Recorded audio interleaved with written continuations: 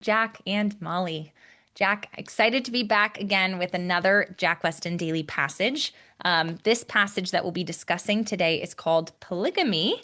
It's the passage from September 10th. If you're listening to this podcast episode on September 10th, awesome. You can pull open our jackweston.com website and give this passage a try if you'd like to get an overview of what we will be talking about and get to see the passage we'll be discussing. Or if you are listening later on in the year, you can always check the description in the episode wherever you are watching that, whether it's Spotify or YouTube or Apple Podcasts.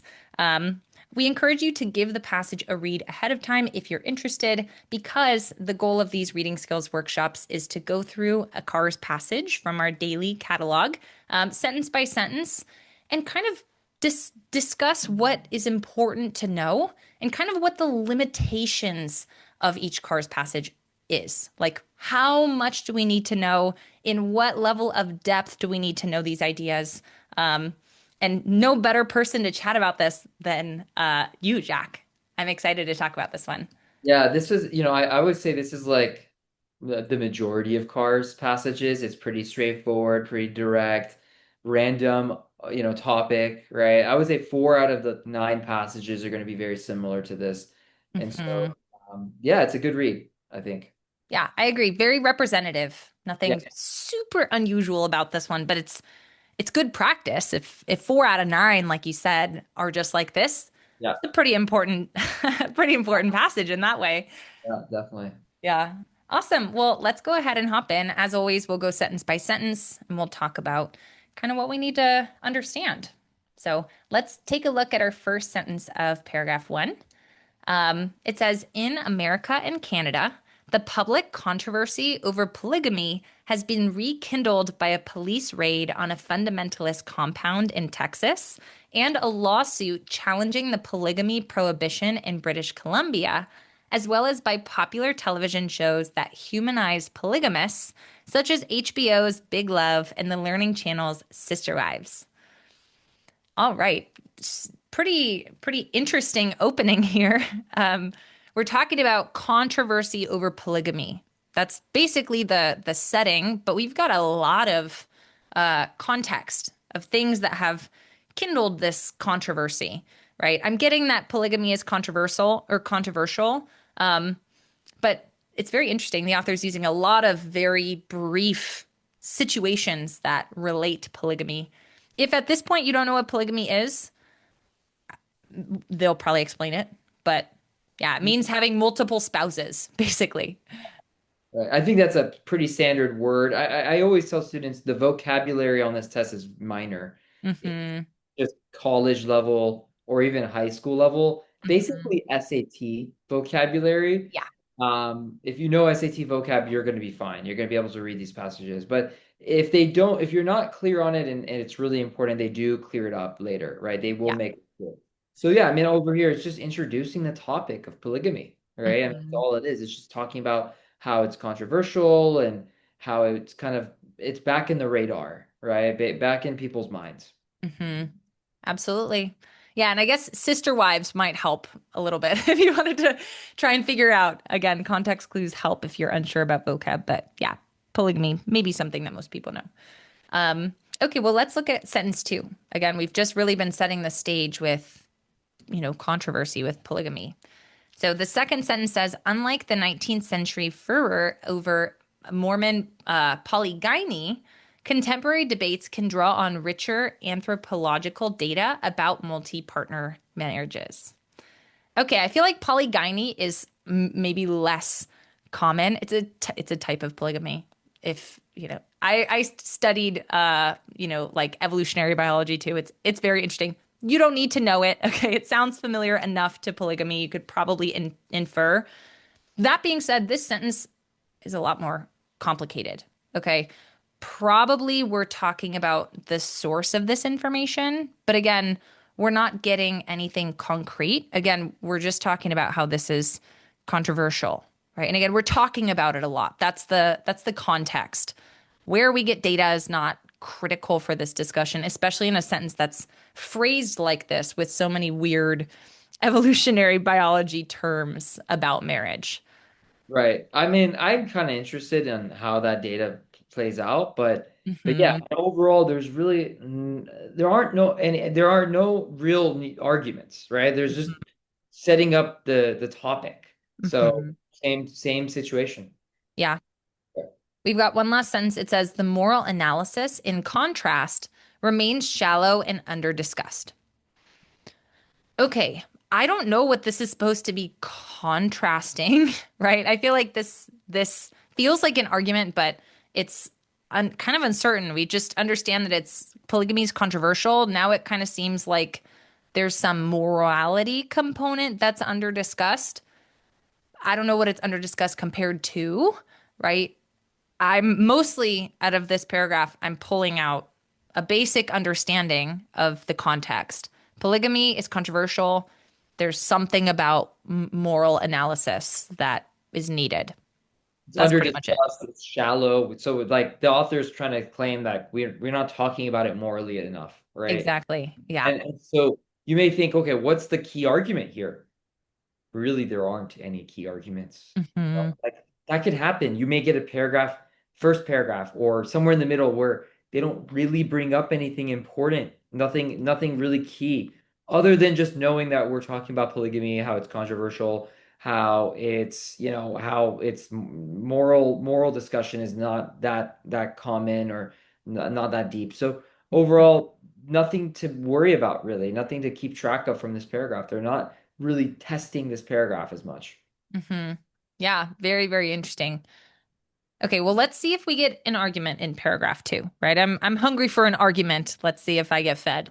Um, Paragraph two says traditional polygamy is morally objectionable because the spouses will always have unequal marital commitments and unequal control over their familial lives. Boom, argument. So direct, So so direct. obvious, right? But it just took us another paragraph to get it. Hmm. Yeah, I mean it's morally objectionable. It's immoral, right? Because it's unequal. There's unequal components, right? Polygamy is immoral because it's unequal. That's a very direct argument. Right. Oh, and by the way, the last paragraph did say multi-partner marriages, Oh right? yeah, that So would help you. that would help you understand what polygamy is, right? Good point. It does say here because the spouses will have an unequal commitment, right? So that also kind of gives it away, but it's not that obvious there. Yeah. But yeah, sounds good. Okay, so we kind of have an argument, right? That Hmm. polygamy is immoral because it's unequal. Hmm. I love how direct that is. It's such a refreshing feeling compared to the paragraph before. Yes, Yeah. absolutely.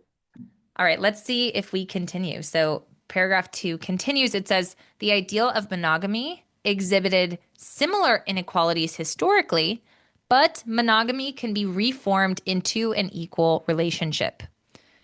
Okay, notice the context switch here, right? We've been talking about polygamy, right? And as scientists, we know poly is many, mono is one. Now we're talking about monogamy. So now we're talking about monogamous relationships, right? It's two people only. Um, and we're now getting into, this is historically unequal, but it can be equal. That's an argument too. And obviously, monogamy is a new topic within this passage. And it's interesting. We might consider monogamy as like a contrast to polygamy in this passage. It's just kind of giving us a hint at what might be to come in this passage. And that's something we've discussed before, right? There's always going to be this competing theme, this Hmm. dichotomy. It doesn't have to be about two different types of marriage. It could be about one type of marriage where they talk about, the debate between the two, right? Here, it's Hmm. interesting because they are talking about a whole different set of a new marriage type, right? Monogamy. Hmm. And yeah, I mean, the idea here is pretty straightforward as well. Hmm. Yeah. So monogamy was unequal, but can be equal. It's kind of the summary that we're talking about here. Right. Okay, last sentence of paragraph three. We're moving and grooving. Traditional polygamy, in contrast, embeds these inequalities in its very structure. So we went from polygamy to monogamy to polygamy again, and it just really seems like there's no making polygamy equal, right? So again, polygamy is immoral and it's or more immoral because it's unequal and it can't be equal. That kind of finishes out our discussion of polygamy and monogamy and the differences. Right. The key here is although both are unequal, right? Monogamy is also historically unequal. It Mhm. can be made equal. Yes. It can be reformed, Hmm. whereas polygamy can't, right? Hmm. You have to understand that idea. You have to go slow enough to digest and really understand that. So, yeah, it's great. Yeah. Okay, let's take a look at paragraph 3. So, whatever moral demands are involved in marriage, many contemporary Westerners insist that these demands should fall equally on both spouses. Okay, so it sounds like these contemporary Westerners believe that marriage should be equal. That's kind of the argument here. It doesn't really seem like there are conditions, right? Marriage should be equal. Okay. Pretty straightforward in that one, I feel like. Right. Okay, our next sentence says, this is a salutary recent development. Okay, this is recent. I mean, we had said before that it's historically unequal. I don't feel like that's that shocking, right? So Right. it should be equal. That's recent. Cool. Yeah. And if you don't know what that word salutary means, don't worry about it. As long as you Yeah. know the recent development, you'll be fine. Don't get stuck on a word you don't know, right? Yes. Based on the context, it's probably like a good word, right? This is a good recent development. Who knows? Hmm. But overall, it's not going to change how we're going to answer these questions. Hmm. Yeah. Okay, let's look at the next sentence. For most of history, the ideal of monogamous marriage was unequal. Okay, that sounds pretty directly like, this was historically unequal. Right. Like that's about as direct of a restatement as we could get. And that's just from the paragraph before, right? It was unequal. We'll see if we talk about reformation of that or not. The next sentence says, it is easy, at least conceptually, to remove inequality from the moral ideal of monogamy. So it kind of sounds like we're saying it's possible to do this, right? To make it equal or to remove inequality. I get that we're saying at least conceptually. Maybe we'll talk about how this is actually a little bit more difficult. I don't know, but it seems possible, right? Yeah. Yeah. We can figure that out for sure. Yeah. Okay, simply extend the same relations to both partners. And we see a semicolon. Again, we're just saying equality, right? And then it continues, in doing so, monogamy can be fixed by giving equal power to both spouses. So, okay, we're not now just saying, oh, it can be equal. We're now explaining how it can be made equal. So, we should be giving equal power to both spouses. It's not a hypothetical. Oh, yeah, it can be equal. This is how, right? It's giving the method for how to do that. So, that feels like an argument to me. Yes, it does for sure. Right. It's very specific, right? It said it's been unequal. We can change it. Well, okay, how do we change it? What do we need to do? Well, you Hmm. give equal power to both Hmm. spouses. Okay.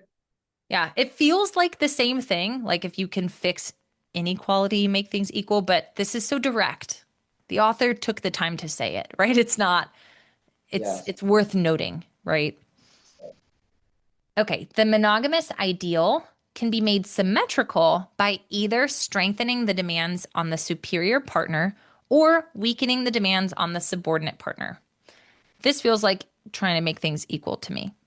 Seems like, just elaborating on the idea that we've established, right?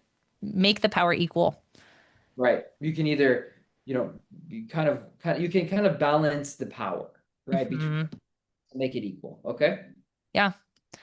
For instance, either wives should have full rights in all the family's economic activity, or we should jettison the idea of marriage as a joint economic venture. So this kind of feels like a specific situation, right?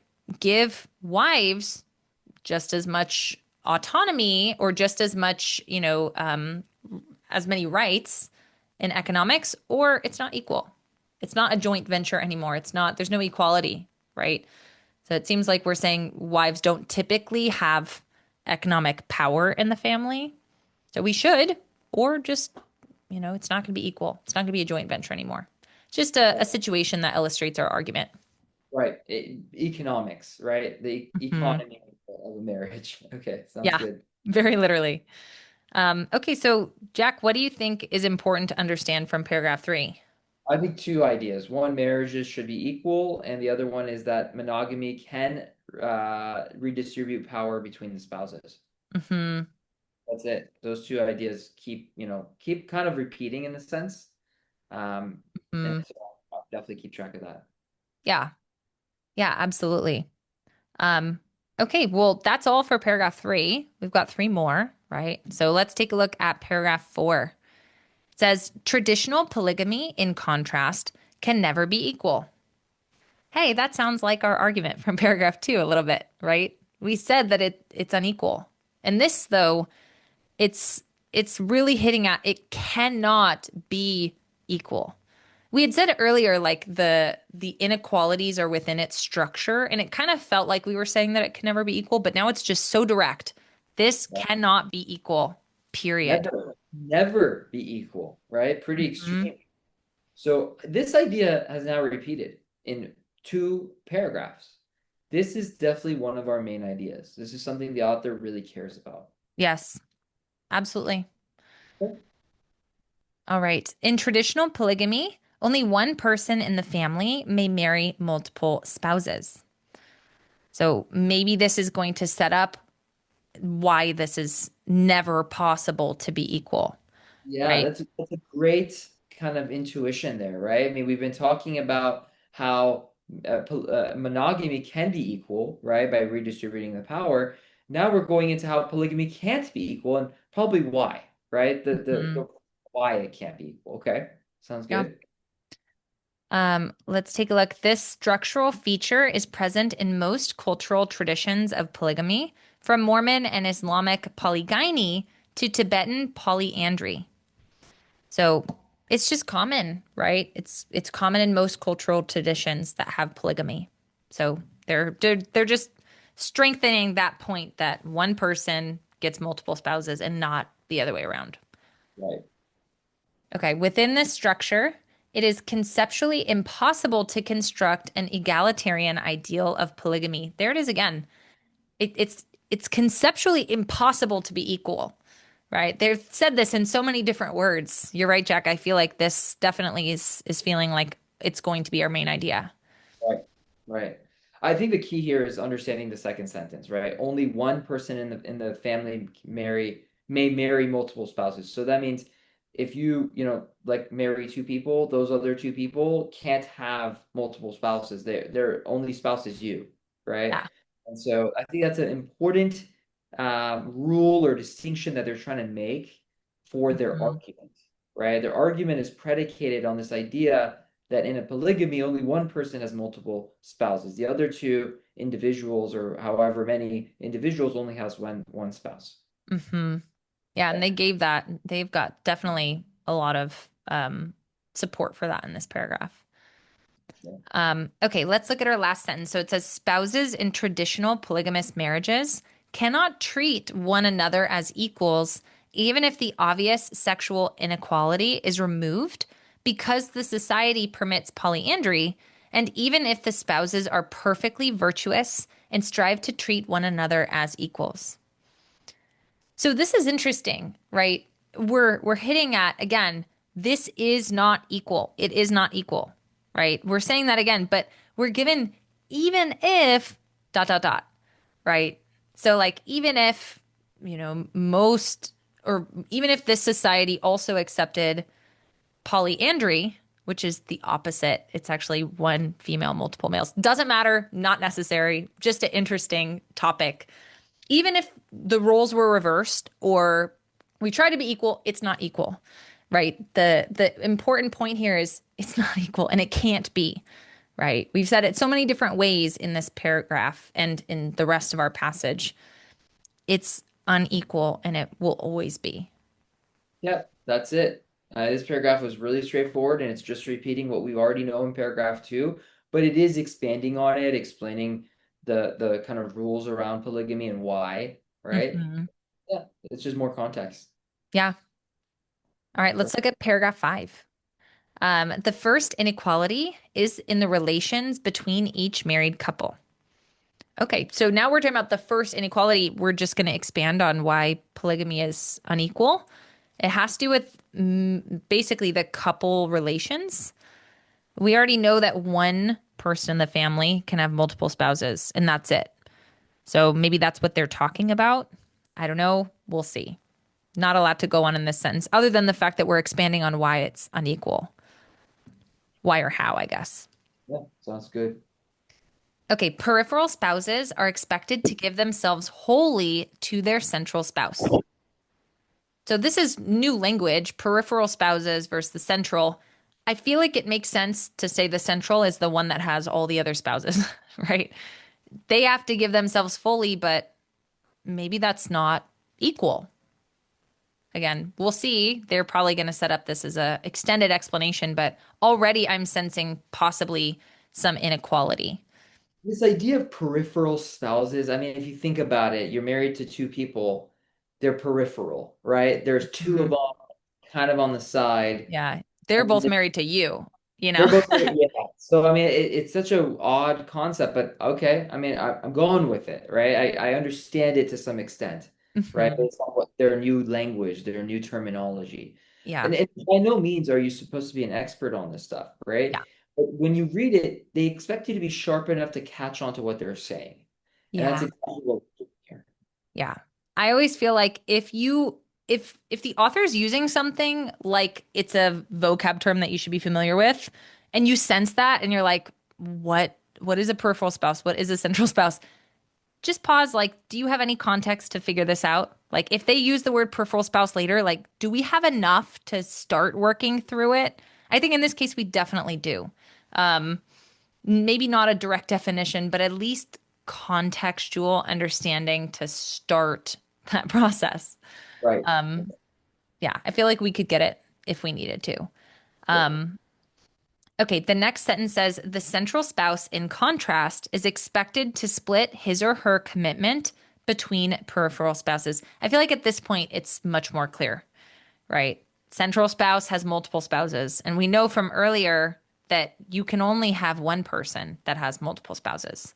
Right. So, I'm glad that you pointed that out, Jack, because it's important to keep in mind like the stage that's being set, right? And the conditions of things that we're discussing.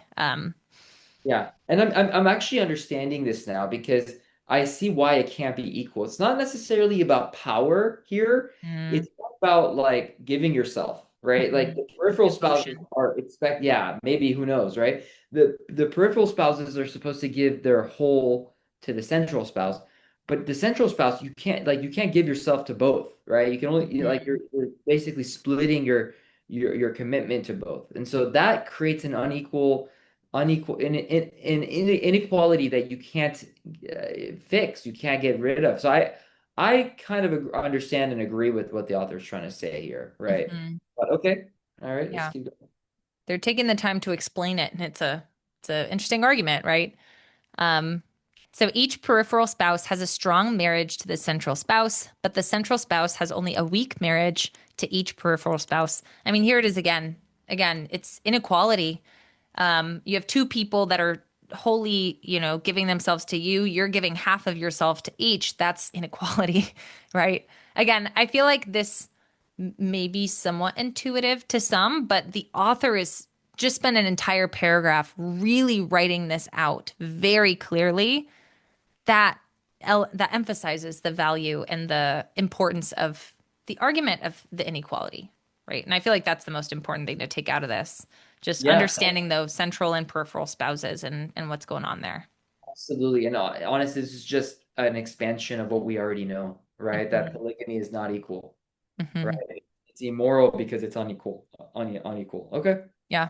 We've seen that now in so many paragraphs, Yeah, or at three. least alluded to. Yeah.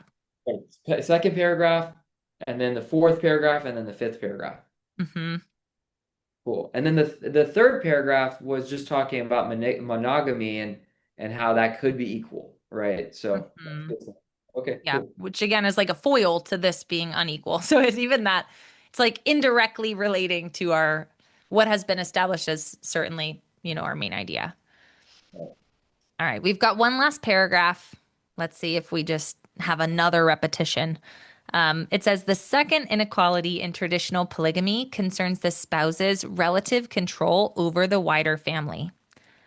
Yep, this feels like a continuation. I mean, the paragraph before was the first inequality. This is now the second. Still talking about polygamy being unequal.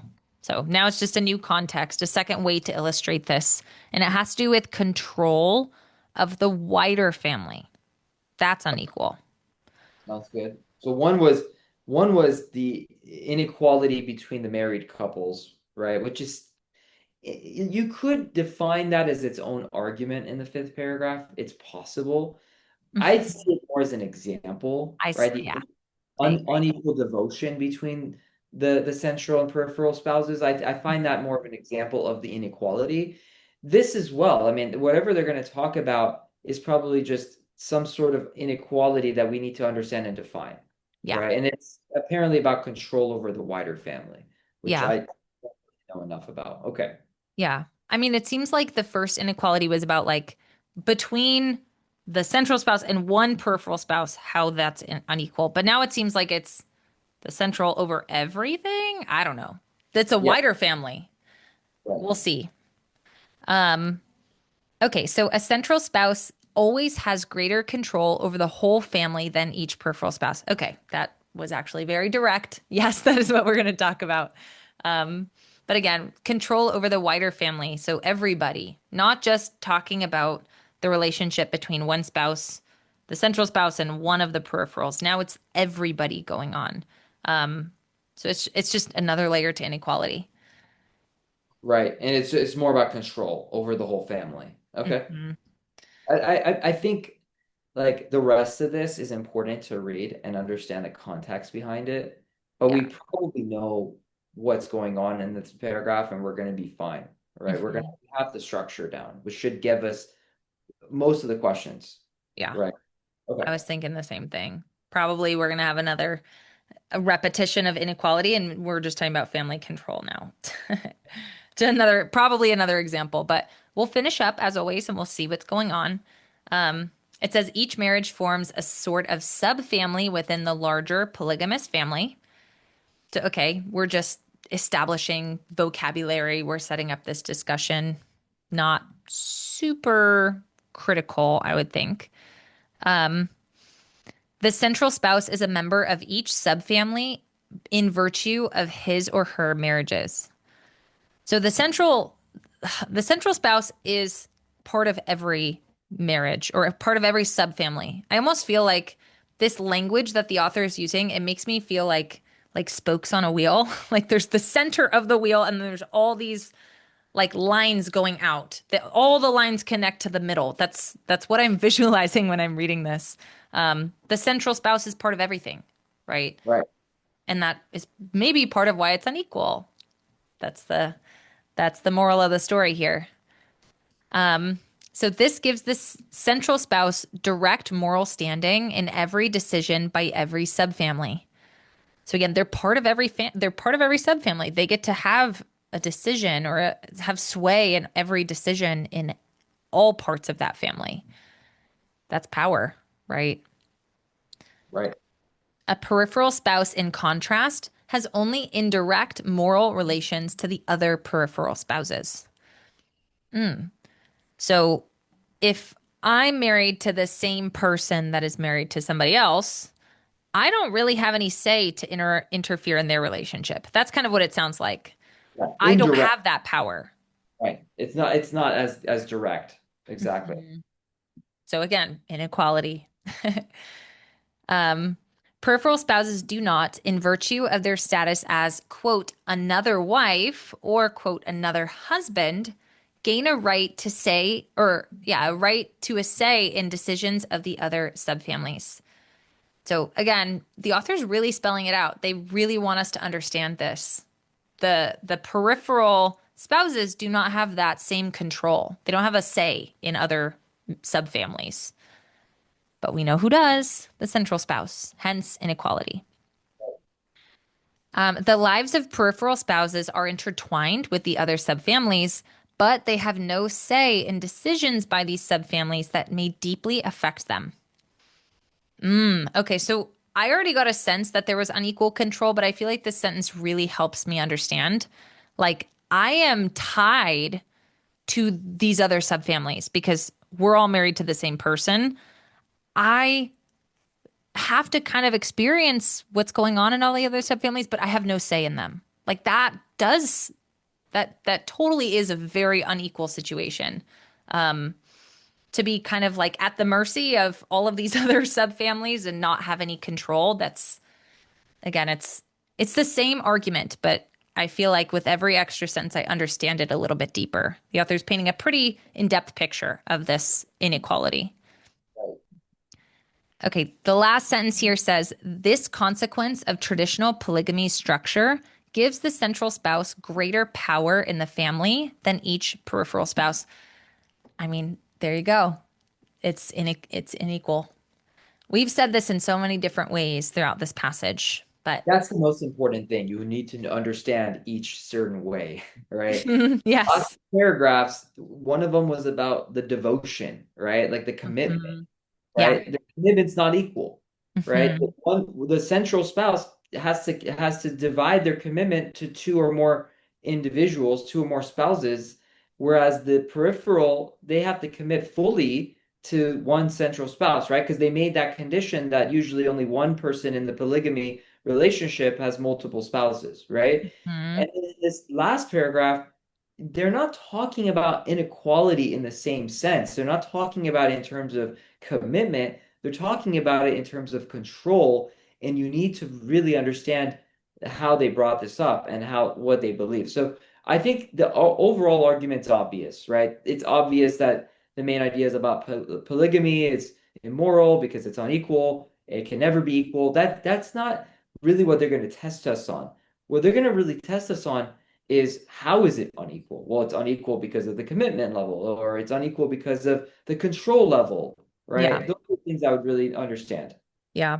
I feel like students struggle with this because they get excited that the idea repeats so often that they're like, I found my main idea. Now I could stop reading.